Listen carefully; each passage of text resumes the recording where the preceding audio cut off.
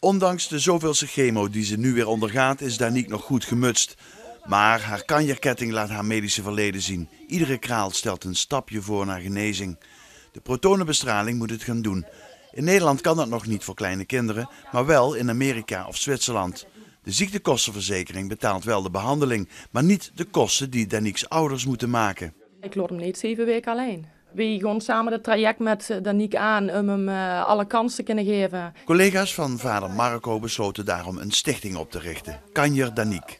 Dus het kon natuurlijk niet zo zijn dat wij dat op zijn kant lieten gaan lopen. Wij hebben het georganiseerd en gedaan. Lei klopte aan bij de plaggenhouwers. Er staan er vanavond tijdens het LVK 3 collectebussen. Ik vind het echt fantastisch wat de mensen doen, ook wat de stichting doet. En ja, we moeten hem alle kansen geven. Hè. Dat is alles voor zo'n klein wonder. En ik denk dat papa's en opa's en oma's dat precies hetzelfde hebben. En ik denk dat er heel veel mensen over haar hart zullen gaan streken vanavond. Hoop ik.